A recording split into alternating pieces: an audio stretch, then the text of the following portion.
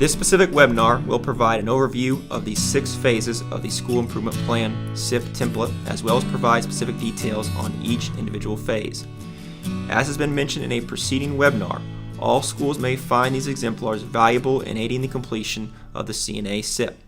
However, these webinars are specifically designed to include considerations and supports for schools identified as Targeted Support and Improvement, TSI. The SIP is composed of 6 phases, which upon completion will allow the plan to serve as a roadmap that sets out the changes a school needs to make to improve the level of student achievement. The 6 phases are: Phase 1, form a school improvement plan development team. Phase 2, review focus areas, key findings, and root causes. Phase 3, describe the school's core components to identify opportunities to address focus areas. Phase 4, select evidence-based interventions that address the school's focus areas. Phase 5, design a professional development plan. Phase 6, develop a roadmap to guide implementation of the SIP. Please note that TSI schools have some specific requirements within the various phases of the school improvement plan. In Phase 1 of the SIP, schools will establish their SIP planning team. You can see in our exemplar, we chose to include representatives of school leadership, teachers, and district leadership, as well as family and community members. Within Phase 1, schools are also given the opportunity to identify committees with a particular area of focus. It is important to note, TSI-identified schools must include a committee's focus specific to each subgroup identified as low-performing. In this exemplar, the school has been identified as TSI for the low-performing subgroups of special education, English learners, and students receiving free and reduced meals. As a result, a committee's focus has been included for each of those identified subgroups. Phase 2 of the SIP is intended to serve as a review of the CNA findings for the team writing the school improvement plan.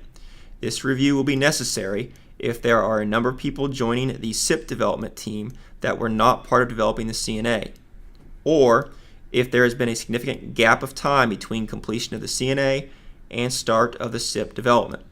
For schools where there is not a change in the team or a significant gap in time between completing the CNA and starting the SIP, this phase may not be necessary.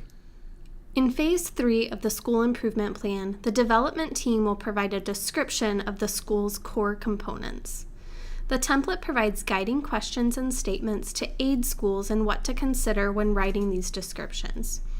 After completing each core component description, the team will address how the core components address or fail to address each of the identified focus areas.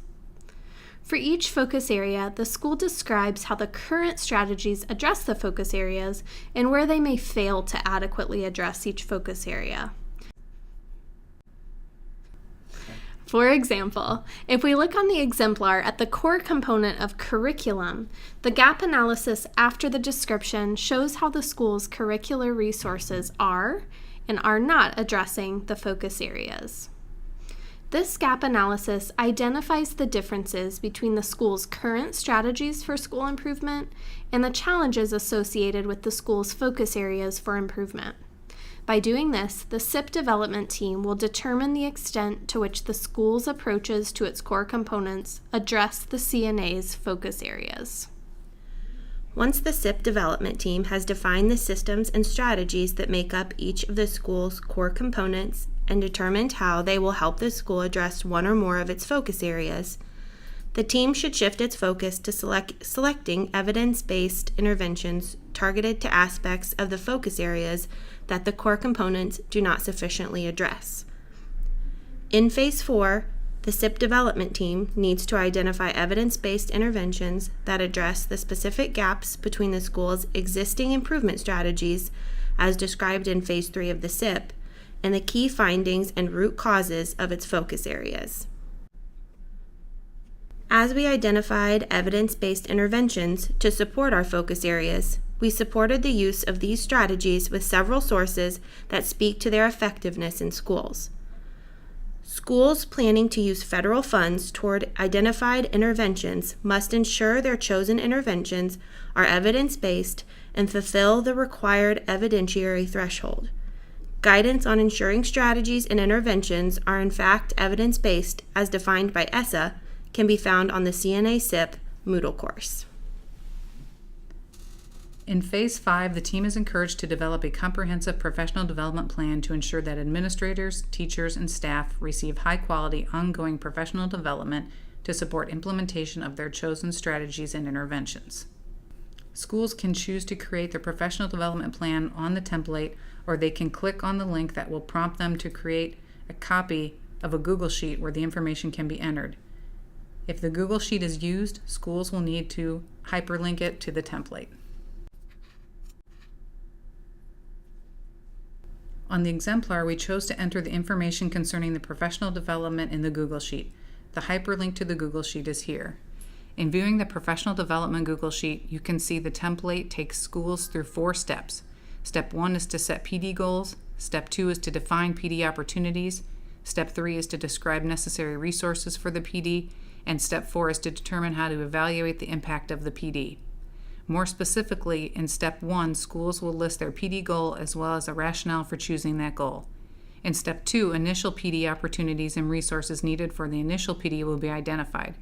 In Step 3, schools will list follow-up professional development to support implementation as well as resources needed.